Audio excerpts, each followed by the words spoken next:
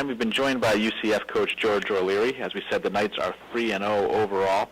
Last week, UCF won at Penn State 34-31 on Saturday. This week, UCF has an open date. Their next game will be September 28th against South Carolina. And as we announced earlier, that will be a noon kickoff on either ABC, ESPN, or ESPNU. Coach, thanks for joining us a couple minutes early. If you could take a few minutes to tie up the game against Penn State, and then tell us what you have planned for the open week, that would be terrific. Well, obviously it was a good game up there at Penn State with that tradition, and I thought our football team went up with one goal to win a game, and I thought they played that way, especially offensively. I thought we played very well. I think defensively, I think they got caught up too much in some of the moment of the game instead of doing what they were supposed to be doing many times. But again, credit Penn State's fans. I think the noise factor was really outstanding as far as they were concerned. But I thought the offense handled the ball extremely well with the crowd noise and didn't have any offsides or penalties or procedure calls. And we made big plays when we had to make it. I thought Blake Bortles played extremely well as far as making the right decisions, and I thought the offensive line really did a great job against a very formidable front with Penn State. So, good win. It's great to have a win like that in an open date this week. As far as the open date's concerned, we've been going at it since July 31st, and we got a young team. We only have 7 seniors on the team, but I've given them off this first part of the week and get back on their academics and get back somewhat in the weight room there, and we'll start getting ready Thursday as far as practice for South Carolina.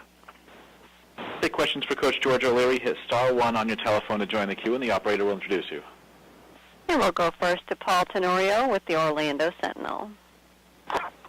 Coach, I know it's probably been a whirlwind. You've been saying you didn't sleep when you got back, right? Can you kind of walk through what your day was like when you got back from Penn State?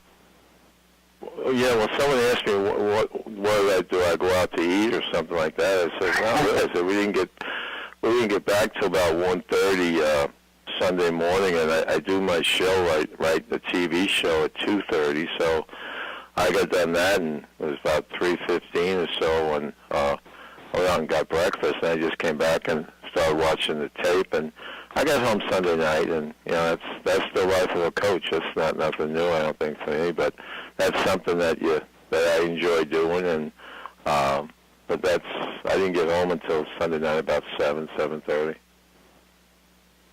When you were looking at tape for South Carolina, I mean, obviously everyone knows how good they are up front. How important is it to have Torian back in the lineup, despite how well the offensive line plays, but just to get him back on the left side?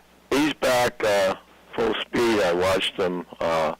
They were running today, and he's full stride and stuff. And he had an injury that was a scope on a medial cartilage tear, which is about a week injury. So he's back at full strength, and he'll be practicing on Thursday. So the good thing is he's back. We got another lineman now. They got a lot of playing experience in Tariq Cook. So I think it only improves the depth as far as what took place Saturday night.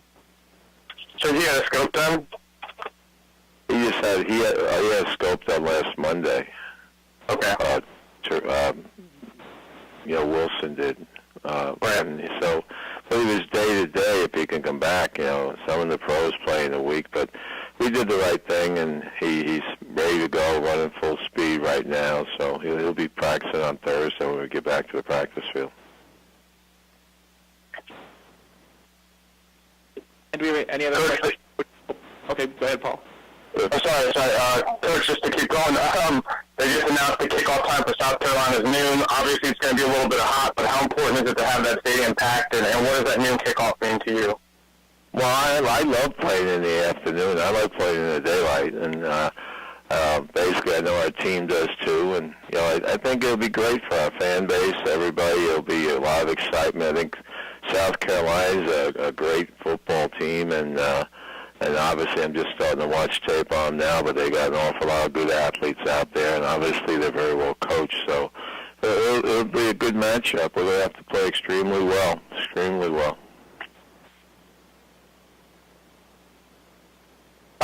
This game is, last I checked, about 2,000 tickets short of selling out. When it comes to fan participation, fan support, how critical is that for you guys moving forward? How much do you need to be seeing an uptick in well, you were up at Penn State. You were up at Penn State, Paul. How much do you think that fan base was involved? It was incredible, wasn't it? I mean, that's what people don't understand, that that their student body and the fan base, it was loud, and however it sounded on TV, it was louder on the field, and that's what you eventually have to get to. And whether it's a noon game, a 7 o'clock game, 8 o'clock game, it's that we're playing the game that's important. And I think that no question that the fans will be there, and they need to be loud, because I think it's a great help as far as the athletes are concerned, that one, you're behind the team, and two, it is a major factor with your opponents when they start balking those signals, and they're a cadence team and a check team. I think it's extremely helpful. Thank you. Okay. And any other questions for Coach O'Leary, please?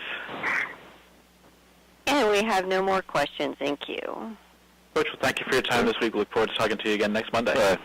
Thank you. All right. And that is UCF Coach George O'Leary, the Knights, with an open date this week, back in action September 28th against South Carolina.